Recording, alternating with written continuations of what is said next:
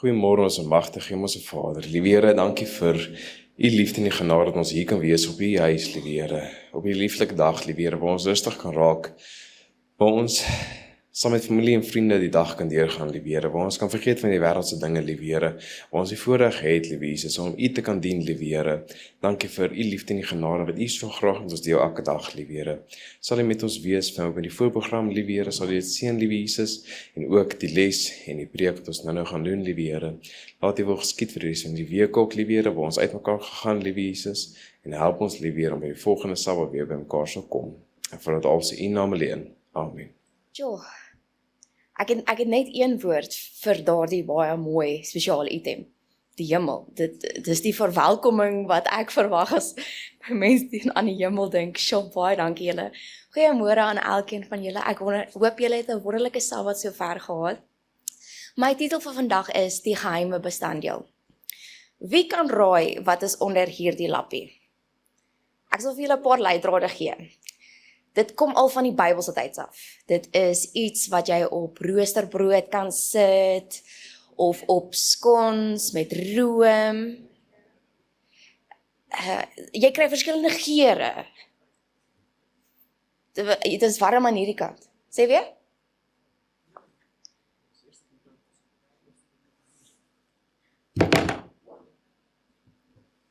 Konfyt. Ek sal nou vir jou gee, baie dankie. So julle, vir meeste mense is konfyt iets wat soets en lekker is en iets wat ek baie vinnig gou by Checkers gaan koop. Maar waar kom dit vandaan? So lank gelede, voordat yskaste bestaan het, ek probeer sien of daar 'n paar kinders is. So lank gelede voordat yskaste bestaan het mense vrugte met heuning en toe later met suiker gekook om dit langer te bewaar. So wat begin het as iets om te voorkom dat die vrugte verlore gaan, het uiteindelik die konfyt geword wat ons vandag geniet. Dit bring ons vandag by 'n ware huishoudelike tragedie wat ek laasweek raak gelees het. So, daar was hierdie tannie, nee, sy het besluit sy wil konfyt maak. Dit het soos 'n eenvoudige proses geklink, baie maklik. So, met entoesiasme sy gaan koop die vrugte, sy haal die suiker uit, sy haal die grootste pot wat sy het, en sy sit dit op die tafel. Naderhand lyk dit vir haar asof sy regmaak vir 'n kookkompetisie, een van daai MasterChef kompetisies. Maar dit het nie lank geneem voordat die werklikheid ingeskop het nie. Daardie dag het sy iets baie groots besef, dat konfyt maak is eintlik baie soos die Christelike lewe. Die eindproduk, die ewige lewe, is iets soets en kosbaars. Maar die pad daarheen vra hitte, wagtyd, geduld en soms 'n hele klomp gemors.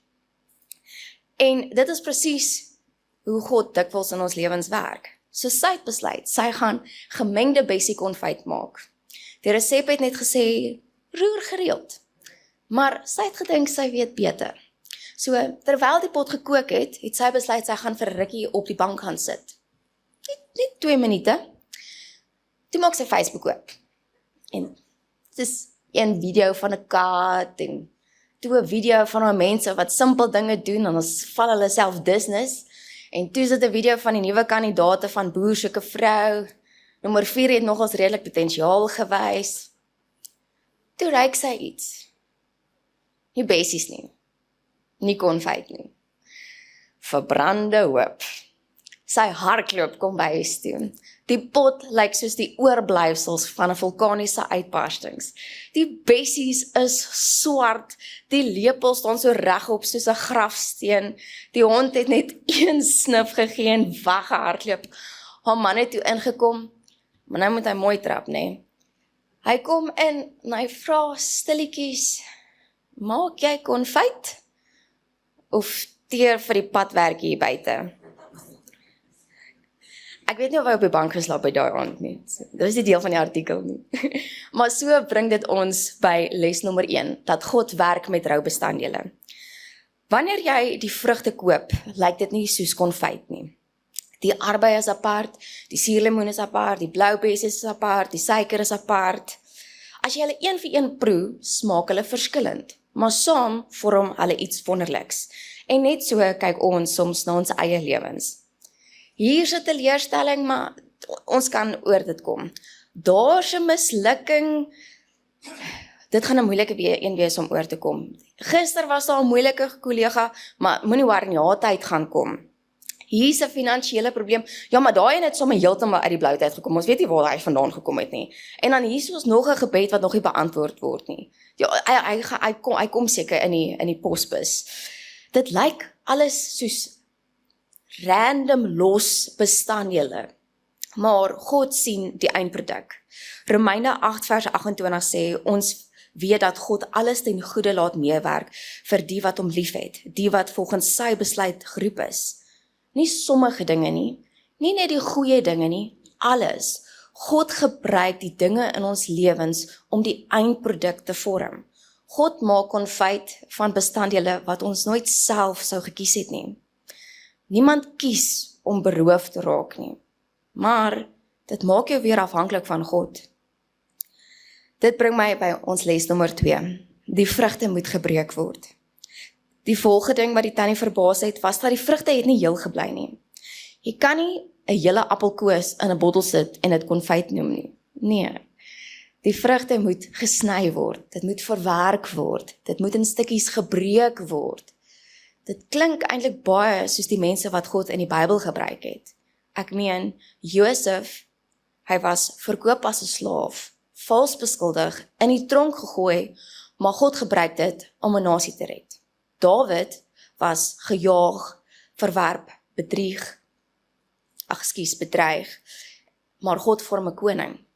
Petrus het Jesus verloon, hy struikel onder druk, maar God gebruik dit om duisende na Christus toe te lei. Dikwels dink ons, Here, hoekom druk U my so?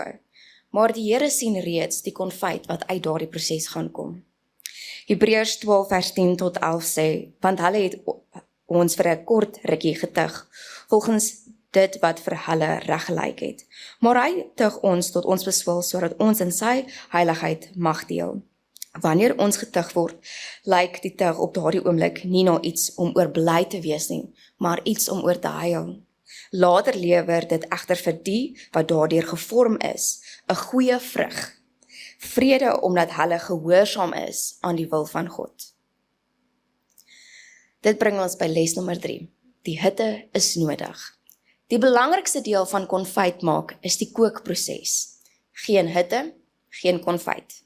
Die hitte verander alles en niemand hou van hitte nie. Ons hou van gemak. Ons hou van voorspelbaarheid. Ons hou van planne wat uitwerk. Maar God gebruik dikwels die warmte in ons lewens om ons geloof te vorm. Jakobus 1 vers 2 tot 4 sê, beskou dit as 'n groot vreugde, my broers, wanneer allerhande versoekings julle oorval, omdat julle weet dat as julle geloof getoets word, dit volharding meebring. Maar julle volharding moet tot volledige ontwikkeling kom, sodat julle volmaak en sonder gebrek kan wees, en in geen opsig tekortskiet nie. Hoekom? Want beproewings produseer volharding. Volharding produseer karakter en karakter produseer geestelike volwassenheid. Die hitte vernietig nie die gelowige nie, die hitte verfyn die gelowige. Toe die tannie vir 'n tweede keer weer probeer om konfyt te maak, gebeur iets interessants. Vir 'n lang tyd lyk dit nie soos konfyt nie. Dit lyk eintlik soos warm vrugtesop. Sy dink dat hierdie gaan nooit werk nie, maar die resep sê net, roer aan, wag aan, vertrou net op die proses, wees net geduldig. En skielik begin dit verdik. Skielik begin dinge verander. Dikwels is dit hoe God werk. Ons kyk na omstandighede en sê, Here, hierdie lyk nie soos 'n wonderwerk nie. Hierdie lyk nie soos 'n antwoord nie. Hierdie lyk wraggies nie soos 'n deur wat gaan oopgaan nie. Want jy bid en jy bid en jy bid en niks gebeur nie. Maar die antwoord is, die Here is nog nie klaar nie. Ek sê baie keer vir Roan as ons deur die beproewings van die lewe gaan, dat dis nie 'n nee nie, dis dalk net nie nou nie. En ons het regtig al daardeur geleer.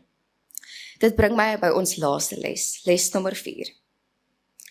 Die konfyt word verander gemaak. Niemand maak 10 botteltjies konfyt om net daarna te kyk nie. Konfyt word gemaak om gedeel te word en net so werk God ook in ons lewens. Die getuienis wat jy vandag het, is nie net vir jou nie. Die moeilike pad wat jy gestap het, gaan iemand anders help. Die verlies wat jy verdra het en deurgegaan het, die siekte wat jy oorkom het, die finansiële stryd, die huweliksprobleme, die bekommernisse. God gebruik al daai goedjies in ons lewens om dalk eendag, môre, vandag, om iemand anders te bemoedig. 2 Korintiërs 1 vers 4 sê, hy bemoedig ons in al ons verdrukkings, sodat ons hulle wat in allerhande verdrukkings verkeer, kan bemoedig met die bemoediging waarmee ons self deur God bemoedig word. Want net soos Christus se lyding oorvloedig oor ons kom, so is ons ook oormoedig en oorvloedig deur Christus. Ons word geseën om 'n seën te wees vir iemand anders.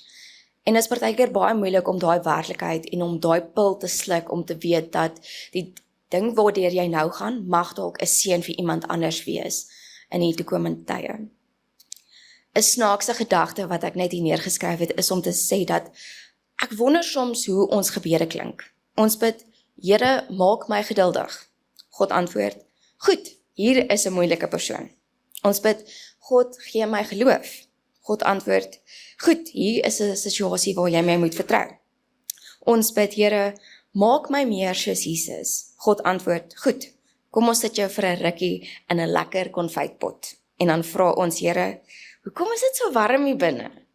Ons hou nie altyd van daai ongemaklike situasies nie, maar dit is hoe die Here partykeer met ons werk, want dit is partykeer die enigste manier hoe ons luister. Ek sluit af dat na alles met die tannie darm getuig, dat toe alles klaar is, was die konfyt heerlik. Maar as jy net na die begin van die proses gekyk het, sou jy nooit geglo het wat die eindresultate sou gewees het nie. Dalk voel jou lewe vandag soos los vrugte. Dalk voel jy gesny, gedruk, of self dat jy gekook word in die situasie waarin jy is. Dalk verstaan jy nie hoekom sekere dinge gebeur nie. Maar God is die meester konfytmaker. Hy mors nie met sy bestanddele nie. En hy laat niks verlore gaan nie. Wanneer God klaar is met ons, gaan ons kan terugkyk en besef dat hy die hele tyd geweet wat hy doen. En hy sal altyd ons geheime bestanddeel bly. Amen. Almagtige Here, baie dankie dat ons die voorreg het om U te aanbid.